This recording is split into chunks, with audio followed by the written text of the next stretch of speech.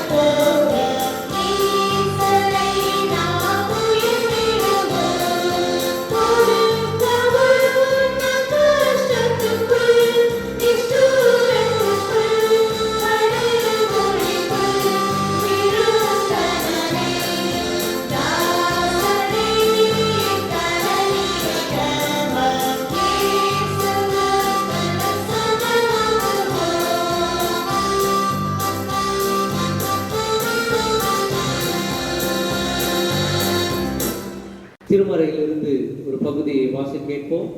இந்த நாளிலும் வாசிக்கும்படியாக தெரிந்து கொள்ளப்பட்ட திருமறை பகுதி லூக்கா எழுதின நற்செய்தி நூல் 8ஆம் அதிகாரம் வசனங்கள் 22 முதல் 25 முடிய. லூக்கா 8ஆம் அதிகாரம் வசனங்கள் 22 முதல். பின்பு ஒரு நாள் அவர் தமது சீஷரோடு கூட படவில் ஏறி கடலில் அக்கறைக்கு போவோம் வாருங்கள் என்றார். அப்படியே புறப்பட்டு போனார்கள். படகு ஓடுகையில் அவர் நித்திரையாயிருந்தார். அப்பொழுது கடலிலே சுழல் காற்று உண்டானதால் அவர்கள் மோசமடையத்தக்கதாய் படகு ஜலத்தினால் நிறைந்தது. அவர்கள் அவரிடத்தில் வந்து, ஐயரே ஐயரே, மடிந்து போகிறோம் என்று அவரை எழுப்பினார்கள். அவர் எழுந்து காற்றையும் ஜலத்தின் கொந்தளிப்பையும் அதட்டினார். உடனே அவைகள் நின்று போய் அமைதல் உண்டாயிற்று. அவர் அவர்களை நோக்கி, உங்கள் விசுவாசம் எங்கே? அவர்கள் பயந்து ஆச்சரியப்பட்டு, இவர் யாரோ காற்றுக்கும் ஜலத்துக்கும் கட்டளையிடுகிறார், அவைகளும் இவருக்கு கீழ்ப்படுகிறதே என்று ஒருவரோடு ஒருவர் சொல்லிக் கொண்டார்கள். பாடம் முடிந்தது. கடவுளுக்கே மாற்று உண்டாவதாக. ஜெபம் செய்வோம்.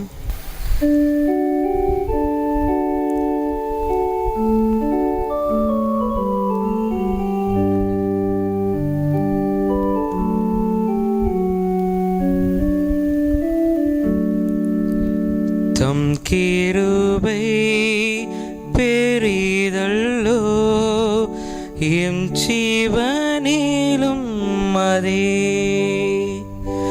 எம்மட்டும் காத்ததுவே.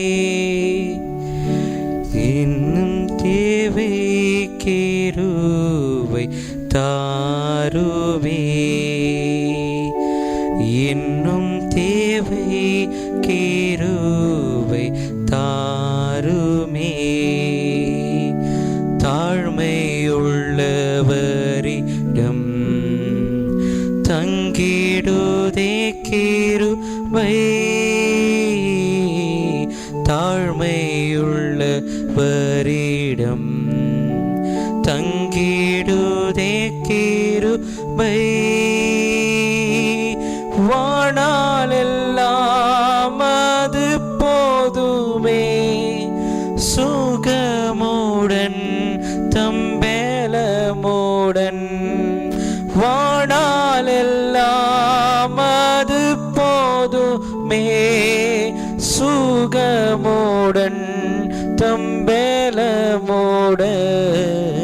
தேவை செய்ய கிருபை தாருமே, சேவை செய்ய கிருபை தாருமே. எங்கள் கண்மலையும் மீட்பெருமாகிய கர்த்தாவே, என் வாயின் வார்த்தைகளும் எங்களுடைய இருதயத்தின் தியானமும் உடைய சமூகத்திலே பிரீதியாயிருப்பதாக. ஆமேன். கிறிஸ்துவுக்குள் பிரியமானவர்களே, உங்கள் யாவரையும் ஆண்டவர் மீட்பெருமாகிய இயேசு கிறிஸ்துவின் திருப்பெயராலே அன்போடு வாழ்த்துகிறேன். அன்பானவர்களே, நாம் இந்த நாளிலும் நம்முடைய தென்னிந்திய திருச்சபை சென்னை பேராயத்திலே சுற்றுச்சூழல் ஞாயிறை அனுசரித்து கொண்டிருக்கிறோம். என்வாயர்மெண்டல் சண்டேவை இந்த நாளிலே நாம் அனுசரித்து கொண்டிருக்கிறோம். பிரியமானவர்களே, இந்த கொரோனாவினுடைய முழு ஊரடங்கு நாட்களிலே கடவுள் நம்மை விசேஷ விதமாக பாதுகாத்து வருகிறார். அதற்காக கடவுளுக்கு நாம் நன்றி செலுத்துவோம். ஒருவேளை இது போன்ற முழு ஊரடங்கு நாட்களிலே, இந்த வாதையினுடைய நாட்களிலே நாம் சுற்றுச்சூழலை குறித்து அதிகமாக தியானிக்கும்படியாக நாம் அழைக்கப்படுகின்றோம். பிரியமானவர்களே, இன்று மனித உள்ளங்கள் போட்டியினாலும் பொறாமையினாலும் மாசு அடைந்திருப்பது போல, இந்த நாட்களிலே நாம் வாழ்கின்ற இந்த உலகிலே காற்றும் நீரும் நிலமும் கூட மனிதனுடைய பேராசையால் மாசு அடைந்திருக்கின்றன. இயற்கையோடு இணைந்து வாழுகின்ற ஒரு ஆன்மீக வாழ்வு இந்த நாட்களிலே சிதைக்கப்பட்டுள்ளன. பிரியமானவர்களே, ஒருவேளை இந்த நாட்களில் பார்க்கும் பொழுது கொரோனாவினுடைய பாதிப்பினால் அநேக மக்கள் பாதிப்படைந்து கொண்டிருக்கிறார்கள், மருத்துவமனையில் இருக்கிறார்கள். ஆக்சிஜன் தட்டுப்பாடு அதிகமாக ஏற்பட்டு அநேகர் மரித்திருப்பதை நாம் கேட்டுக்கொண்டிருக்கிறோம், பார்த்து கொண்டிருக்கிறோம். பிரியமானவர்களே, ஒருவேளை அந்த ஆக்சிஜனை நாம் பெறுவதற்கு அதிகமாக நாம் முயற்சிகளை நாம் ஏறெடுத்து கொண்டிருக்கிறோம். ஆண்டவர் படைத்த அந்த படைப்புகளிலே இந்த மரங்கள் ஆக்சிஜனை கொடுக்கிறதாக இருக்கிறது என்பதை நாம் அதிகமாக அறிந்திருக்கிறோம். பிரியமானவர்களே, அப்படிப்பட்டதான மரங்களை இந்த நாட்களிலே நாம் அழித்து விடுகின்றோம். ஒருவேளை ஸ்டாட்டிஸ்டிக்ஸில் பார்க்கும் பொழுது இந்திய பரப்பளவில் 33% காடுகள் அழிக்கப்படுகின்றன என்று புள்ளியியல் சொல்லுகிறது. உலக சுகாதார நிறுவனம் WHO சொல்லுகிறது 2030 ஆண்டில் 670 மில்லியன் மக்கள் மாசுபற்ற காற்றை சுவாசிப்பார்கள் என்று உலக சுகாதார நிறுவனம் எச்சரிக்கின்றது. பிரியமானவர்களே, ஒருவேளை காற்று மாசுபட்டால் உலகில் ஆண்டுக்கு 70 லட்சம் மக்கள் மரித்து கொண்டிருக்கின்றனர் என்று உலக சுகாதார நிறுவனம் சொல்லுகிறது. ஆகவே சுற்றுச்சூழலை குறித்து அதிகமாக நாம் தியானிக்கும்படியாக, நாம் சிந்திக்கும்படியாக உலக சுகாதார நிறுவனமானது நாம் ஒவ்வொரு வருடமும் அதை தியானிக்கும்படியாக, சிந்திக்கும்படியாக ஜூன் மாதம் 5ஆம் தேதி உலக சுற்றுச்சூழல் தினத்தை அனுசரிக்கும்படியான ஒரு அழைப்பை கொடுக்கிறது. பிரியமானவர்களே, ஆகவே தான் நம்முடைய தென்னிந்திய திருச்சபை சென்னை பேராயத்திலும் இந்த ஜூன் மாதத்தினுடைய 2வது வாரத்தை சுற்றுச்சூழல் ஞாயிறாக அனுசரிக்கிறோம். பிரியமானவர்களே, ஒருவேளை இந்த நாட்களிலே காடுகள் அழிக்கப்படுவதால் மழை குறைந்து வருகிறது. தொழிற்சாலை கழிவுகள் தண்ணீரை மாசுபடுத்துகின்றன என்பதை நாம் அறிந்திருக்கிறோம். இதனால் ஓசோன் படலம் பாதிப்படைகிறது. ஓசோன் படலம் பாதிப்படைகிறதுனால் நாம் பாதிப்புக்குள்ளாகப்படுகிறோம். மனிதர்களுக்கு இந்த தோல் சம்பந்தப்பட்ட நோய்கள், கேன்சர் எல்லாம் ஏற்படுகிற ஒரு சூழ்நிலை காணப்படுகிறது. பிரியமானவர்களே, ஆதியாகமம் 1ஆம் அதிகாரம் 28ஆம் வசனம் சொல்லுகிறது, கடவுள் சொல்லுகிறார், பின்பு கடவுள் அவர்களை நோக்கி, நீங்கள் பலுகி பெருகி பூமியை நிரப்பி அதை கீழ்ப்படுத்தி சமுத்திரத்தின் மச்சங்களையும் ஆகாயத்தின் பறவைகளையும் பூமியின் மேல் நடமாடுகிற சகல ஜீவ ஜந்துக்களையும் ஆண்டு கொள்ளுங்கள் என்று சொல்லி அவர்களை ஆசீர்வதித்தார் என்று வேத வசனம் சொல்லுகிறது.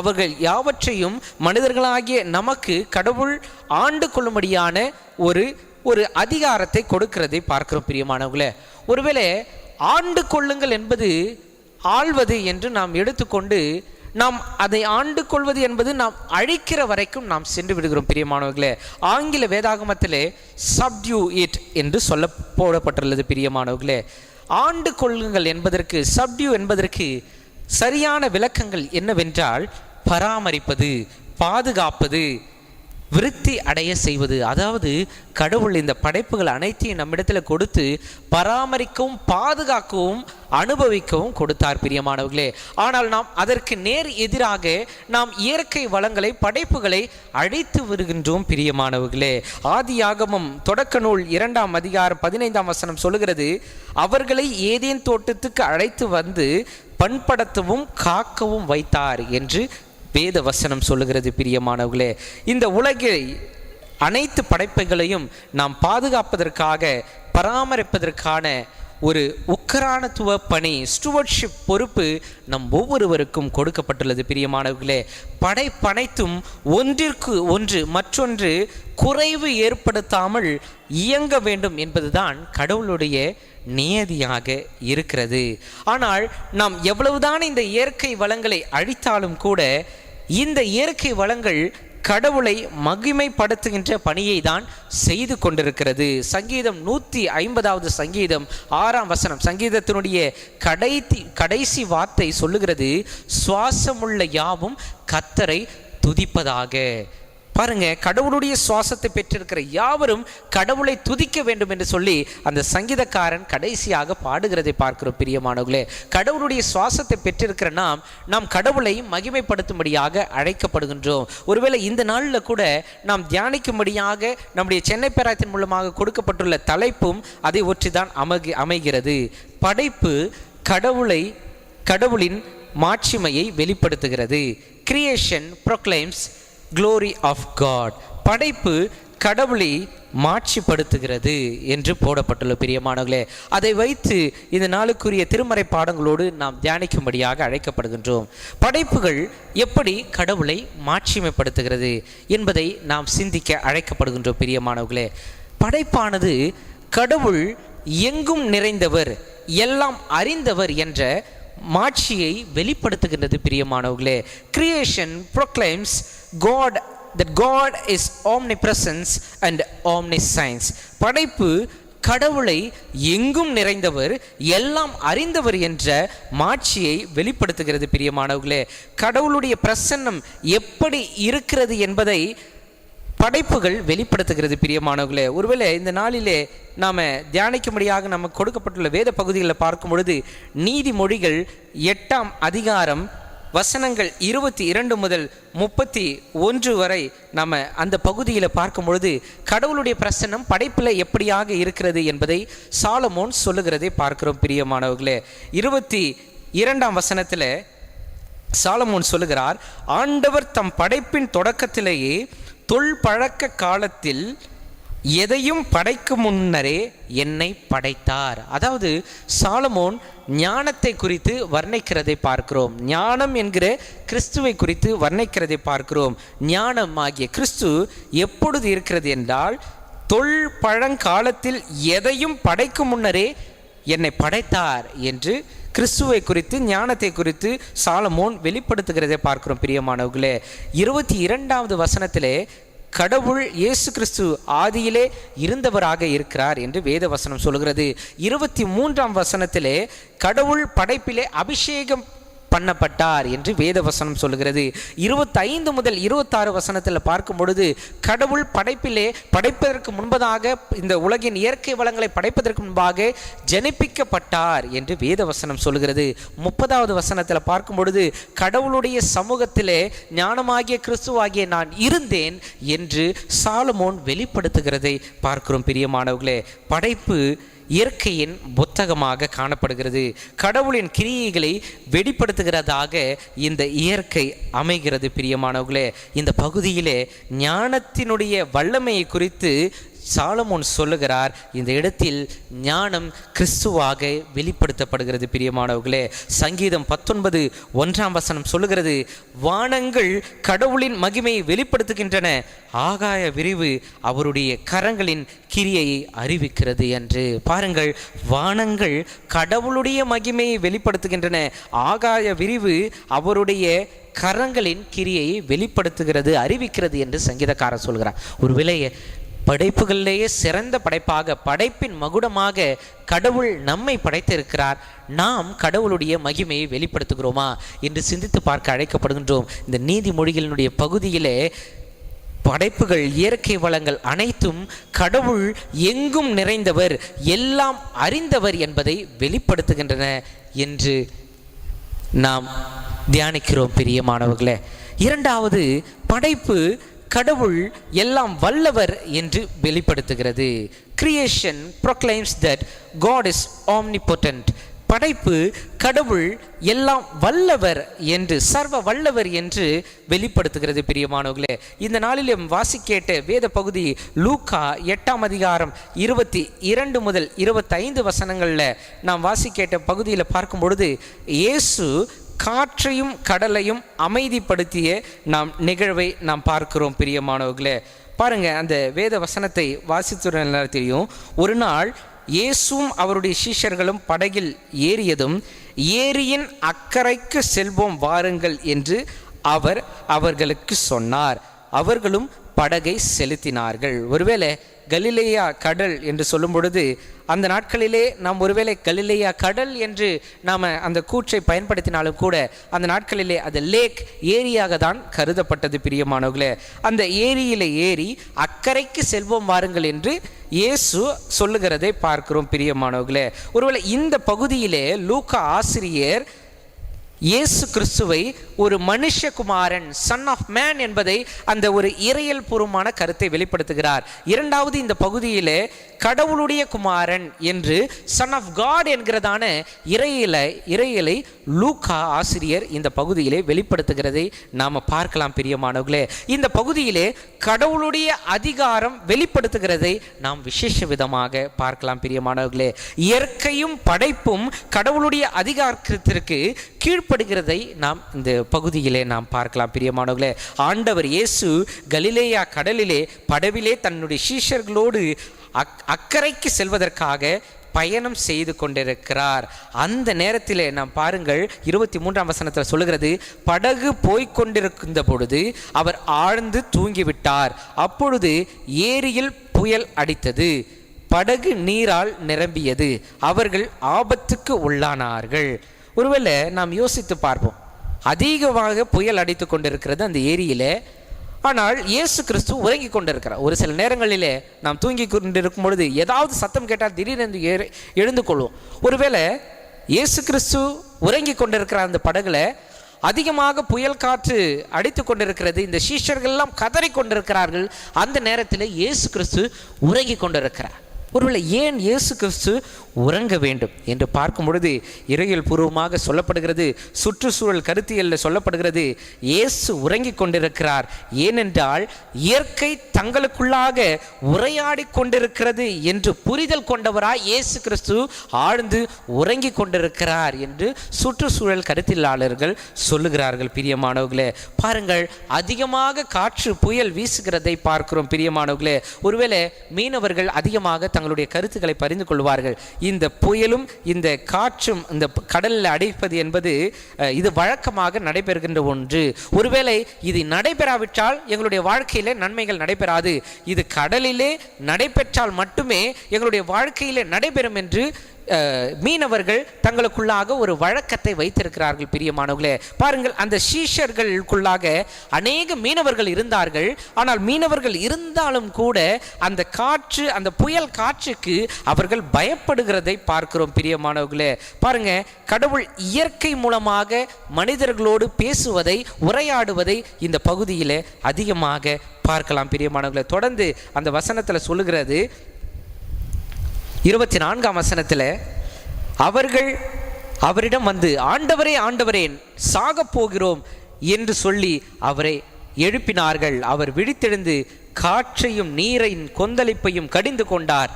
உடனே அவை ஓய்ந்தன, அமைதி உண்டாயிற்று. ஏற்கனவே அந்த சீஷர்களுக்குள்ளே அதிகமாக அந்த மீனவர்கள் இருக்கிறார்கள். ஆனாலும் அந்த புயலை கண்டு அவர்கள் அச்சமுறுகிறார்கள்.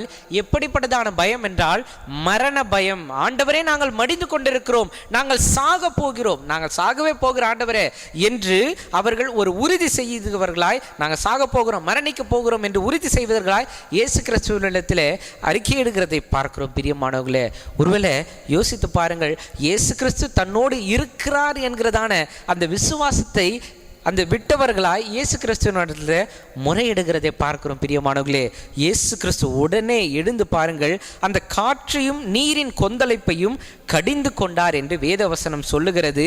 அதட்டினார் என்று பவர் மொழிபெயர்ப்பில் சொல்லப்பட்டுள்ளது.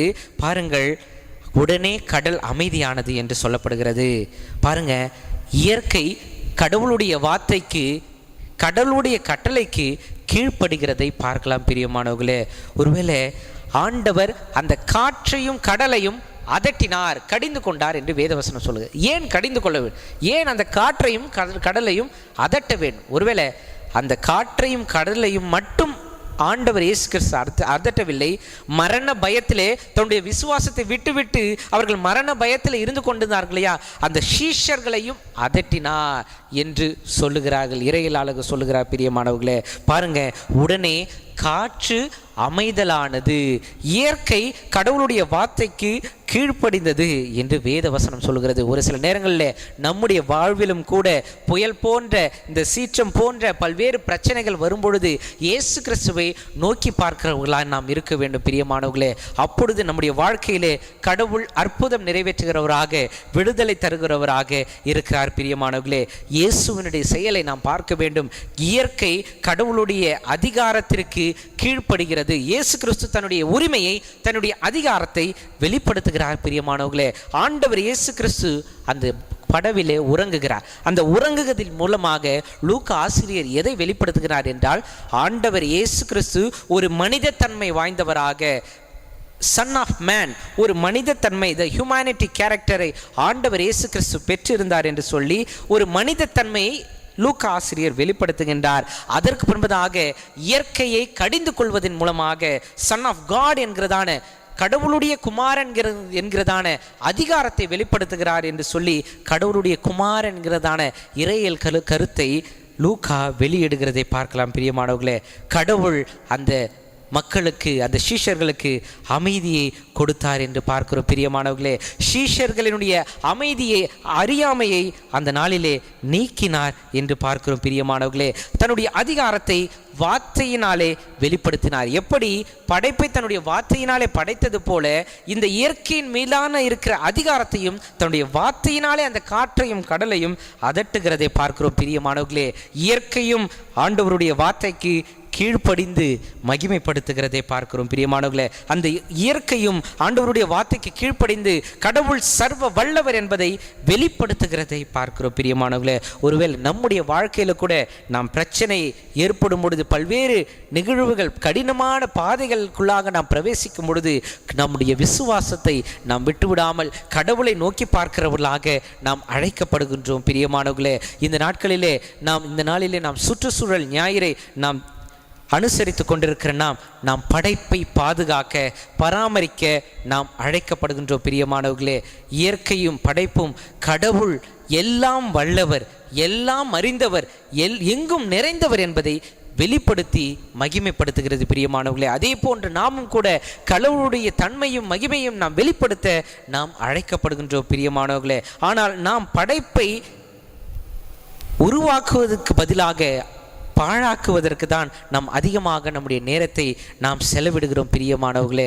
கடவுளுடைய அன்பை நாம் இயற்கையின் மூலமாக அதிகமாக உணர்ந்து கொள்ள முடியும். கடவுளுடைய அன்பை நாம் அதிகமாக இயற்கையின் மூலமாக உணர்ந்து கொள்ள முடியும் பிரியமானவர்களே.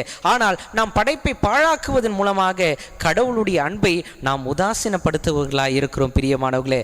எழுத்தாளர் ஆலன் பேட்டன் அவருடைய கூற்றிலே சொல்லுகிறார், கடவுளின் கரத்திலிருந்து வந்தபோது பூமி தூயதாயிருந்தது. தூய நிலைமையிலேயே அதை பாதுகாத்து பராமரித்து வைத்து கொண்டால் பூமியும் மனிதனை பாதுகாத்து பராமரிக்கும். அது அழிக்கப்பட்டால் மனிதனும் அழிக்கப்படுகிறான். பாருங்க, படைப்பை பாதுகாக்கிற கட்டளையை கடவுள் நம் ஒவ்வொருவருக்கும் கொடுத்திருக்கிறார். யாத்திராகமம் 20ஆம் அதிகாரம் 8 முதல் 11 வசனங்கள், 23ஆம் அதிகாரம் 12ஆம் வசனத்தில் பார்க்கும் பொழுது ஓய்வு நாள் வேலையாளுக்கும் மிருகங்களுக்கும் ஓய்வு கொடுக்கிறதாக இருக்கிறது என்று வேத வசனம் சொல்லுகிறது. பாருங்கள், கடவுள் இயற்கை மீது ஒரு கரிசனை கொண்டவராய் விடுதலை ஆண்டு என்கிறதை யூதர்களுக்கு கட்டளையிடுகிறதை பார்க்கிறோம் பிரியமானவர்களே.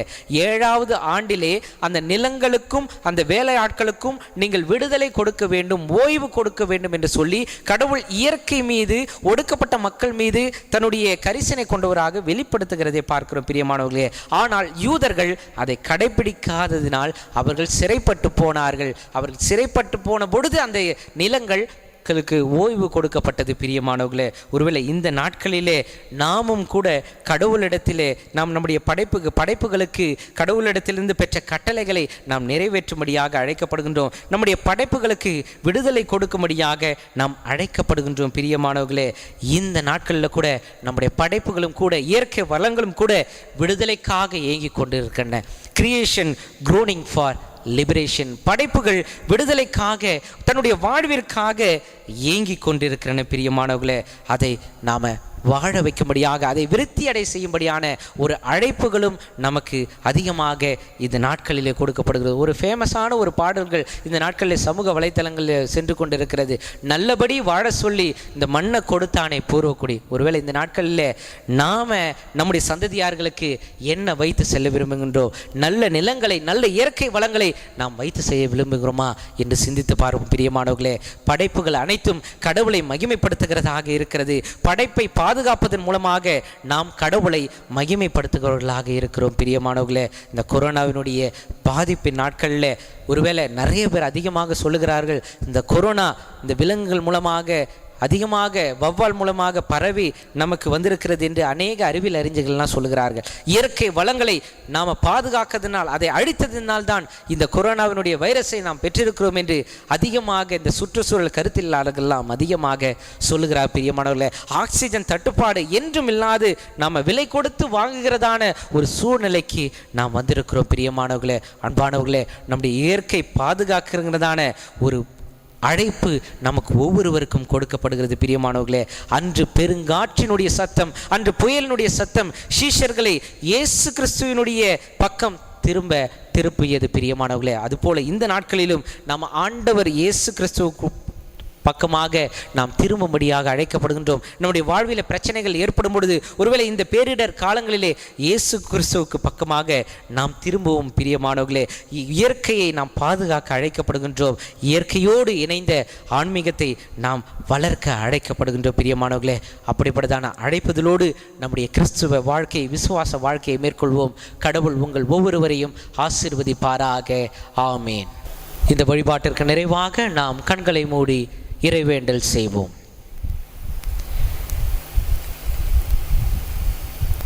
எங்கள் தாயும் தந்தையும் ஆகிய கடவுளையும் உமக்கு நாங்கள் நன்றி செலுத்துகிறோம். இந்த நாளிலும் நாங்கள் திறச்சபையாக இணைந்து சுற்றுச்சூழல் ஞாயிறை நாங்கள் அனுசரிக்கும்படியாக கிருபை கொடுத்து நன்றி செலுத்துகிறோம் சுவாமி. படைப்புகள் அனைத்தும் எங்கும் நிறைந்தவர், எல்லாம் வல்லவர் என்று மகிமைப்படுத்தி கொண்டிருக்கிறதை நாங்கள் தியானித்தோம் ஆண்டவரே. அதுபோன்று ஆண்டவரே, படைப்புகளாகி நாங்களும் எங்களுடைய வாழ்க்கையின் மூலமாக உம்மை மகிமைப்படுத்துகிறதான கிருபையை கொடுத்தல்படியாக நாங்கள் ஜெபிக்கிறோம். இந்த நாட்களிலே ஆண்டவரே, மரண பயங்கள் சூழ்ந்து கொண்டிருக்கிற நாட்களிலே எங்களை விசேஷ விதமாக பாதுகாத்தல்படியாக நாங்கள் ஜெபிக்கிறோம். கொரோனாவினால் பாதிக்கப்பட்டிருக்கிற ஒவ்வொருவருக்கும் ஆண்டவரே நீ சுகத்தை தந்துள்ளும்படியாக நாங்கள் ஜெபிக்கிறோம். கொரோனாவுக்கு எதிரான போராட்டத்திலே தன்னை ஈடுபடுத்திக் கொண்டிருக்கிறதான ஒவ்வொரு முன்கள பணியாளர்களும் விசேஷ விதமாக பாதுகாத்தல்படியாக நாங்கள் ஜெபிக்கிறோம் சுவாமி. இந்த வைரஸ் எங்களை விட்டு, எங்களுடைய தேசத்தை விட்டு கடந்து செல்ல நீர் எங்களுக்கு கிருபை பாராட்ட வேண்டுமாய் நாங்கள் ஜெபிக்கிறோம் சுவாமி. விசேஷமாக எங்களுடைய திருச்சபை மக்கள் ஒவ்வொருவரையும், ஒவ்வொரு குடும்பங்களையும் நீர் ஆசீர்வதித்து பாதுகாத்தல்படியாக நாங்கள் ஜெபிக்கிறோம். என்னுடைய திருச்சபையினுடைய செயலர், பொருளர், கமிட்டி அங்கத்தினர்கள், ஒவ்வொரு திருச்சபையினுடைய பொறுப்பாளர்கள், ஒவ்வொரு திருச்சபையினுடைய ஆண்டவரே ஒவ்வொரு பொறுப்பாளர்களையும் நீர் ஆசீர்வதித்தல்படியாக நாங்கள் ஜெபிக்கிறோம் சுவாமி. இந்த ஊரடங்கு நாட்களில் ஆண்டவரே வாழ்வாதாரத்தை இழந்து தவிக்கிற ஒவ்வொரு பிள்ளைகளோடு உங்களுடைய கிருபையின் கரம் இருக்க வேண்டுமா நாங்கள் ஜெபிக்கிறோம். அவருடைய தேவைகளை நீ சந்தித்தலும்படியாக நாங்கள் ஜெபிக்கிறோம் சுவாமி. இப்பொழுதும் இந்த வழிபாட்டை நீர் ஆசீர்வதித்து கொடுத்தீர், அதற்காக நன்றி செலுத்துகிறோம். தொடர்ந்து கிருபையின் பிரசன்னம் எங்களோடு கூட வழிநடத்தட்டும். இயேசு மூலம் ஜெபிக்கிறோம் நல்ல பிதாவே, ஆமேன். கடவுளுடைய இரக்கமுள்ள கிருபைக்கும் பராமரிப்புக்கும் உங்களை ஒப்புவிக்கிறோம். பிதா, குமாரன், பரிசுத்தாவினுடைய ஆசீர்வாதம் நம் அனைவரோடும், நம்முடைய குடும்பங்களோடும், நம்முடைய திருச்சபையினுடைய திருப்பணிகளோடும் இன்றும் சதா காலம் நீடித்து நிலைத்திருப்பதாக. ஆமேன்.